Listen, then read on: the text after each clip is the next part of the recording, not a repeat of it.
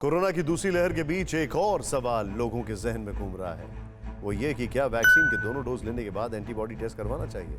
क्योंकि ऐसा कहा जा रहा था कि वैक्सीन के दोनों डोज लगने के बाद भी कई लोगों में एंटीबॉडी नहीं बनी है। आज सरकार की तरफ से इसके बारे में अहम जानकारी दी गई।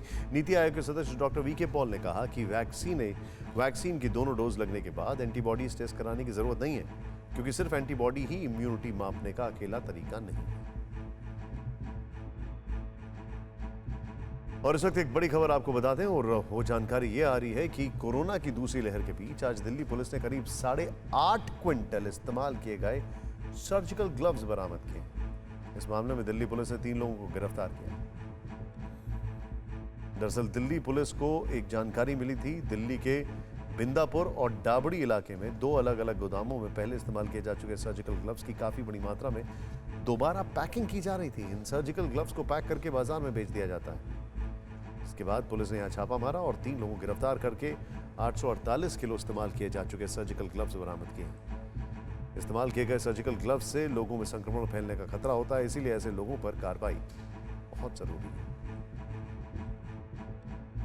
ये इंसान है या राक्षस? हद है। अब गांव की एक और फिक्र की ओर बढ़ते हैं, जहां देश के अन्नदाता बसते हैं। देश में किसान आंदोलन के 6 महीने हो गए। यह आंदोलन किस दिशा में जा रहा है नहीं कहा जा सकता, लेकिन इस साल की शुरुआत में जो हिंसा हुई थी उसे लेकर बड़ा खुलासा हुआ है। दिल्ली पुलिस की चार्जशीट में कहा गया कि लाल किले पर कब्जा करके नया प्रोटेस्ट साइट बनाने की साजिश रची जा रही थी। इतना ही नहीं, अचानक ट्रैक्टर की बिक्री में भी उछाल आ गया, जिसका संबंध उसी हिंसा से बताया जा रहा है। ये तस्वीरें याद हैं आपको? किसानों के आंदोलन में हिंसा की लपटें लाल किला तक पहुंच गई थीं। इस मामले में कई लोगों को दिल्ली पुलिस ने गिरफ्तार भी किया था। कुछ दिन पहले पुलिस ने कोर्ट में चार्जशीट भी दाखिल कर दी, जिसमें चौंकाने वाला खुलासा किया गया है। चार्जशीट के मुताबिक 26 जनवरी की हिंसा एक सोची समझी साजिश का हिस्सा थी। दिल्ली पुलिस ने चार्जशीट में कहा है कि लाल किले में सोची समझी साजिश के तहत किसान मार्च दाखिल हुआ था।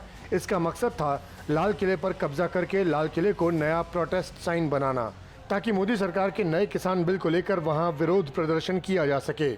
इसलिए बड़ी संख्या में बुजुर्ग किसानों को भीड़ में शामिल कर लाल किले में दाखिल करवाया गया और घंटों लाल किले को बंधक बना लिया गया था। जो हिंसा वहां पे संगठित किया गया था, उसको लेकर के जो 16 आरोपी हैं जिनको गिरफ्तार किया गया था, उनके खिलाफ आरोप पत्र दाखिल किया गया है। अभी उस मामले का इन्वेस्टिगेशन फर्दर जारी है, क्योंकि वो व्यापक मामला था, उसमें और भी लोग इन्वॉल्व हैं। इन्वेस्टिगेशन जारी है। आगे इन्वेस्टिगेशन दौरान जो तथ्य सामने आएंगे, आरोपी सामने आएंगे, उनके खिलाफ भी आरोप पत्र दाखिल किया जाएगा। चार्जशीट में यह भी खुलासा हुआ है कि 26 जनवरी को जानबूझकर चुना गया ताकि दुनिया में भारत की अस्मिता को ठेस पहुंचाई जा सके और सरकार को शर्मिंदा किया जा सके। दिल्ली पुलिस ने चार्जशीट में यह भी खुलासा किया है कि लाल किले में तिरंगा झंडा उतारकर दूसरे झंडे फहराने वाले आरोपियों को मोटी रकम देने का वायदा किया गया था। दिल्ली पुलिस ने गिरफ्तार आरोपी की बेटी के इंटरसेप्ट कॉल को भी चार्जशीट में शामिल किया है, जिसमें बेटी बोल रही है कि पापा को 50 लाख मिलने वाले हैं। लेकिन चार्जशीट में सबसे चौंकाने वाला खुलासा ट्रैक्टर की खरीद को लेकर है।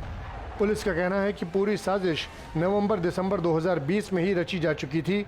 इसके लिए बड़े पैमाने पर पंजाब और हरियाणा में ट्रैक्टर खरीदे गए थे। इस दावे को आंकड़ों से समझिए।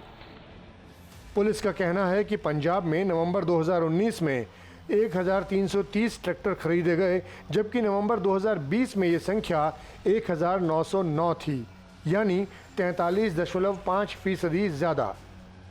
इसी तरह दिसंबर 2019 में राज्य में सिर्फ 790 ट्रैक्टर खरीदे गए थे, जो कि दिसंबर 2020 में 1535 तक पहुंच गए, यानी 94.3% की वृद्धि।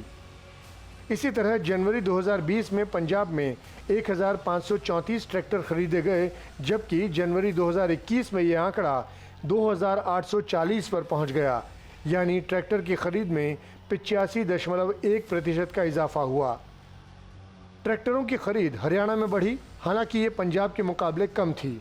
जो भी हो, चार्जशीट में कहा गया है कि पूरे षड्यंत्र में पैसे का बड़ा खेल था। परवाह देश की, सोमवार से शुक्रवार रात 10 बजे TV9 भारतवर्ष पर।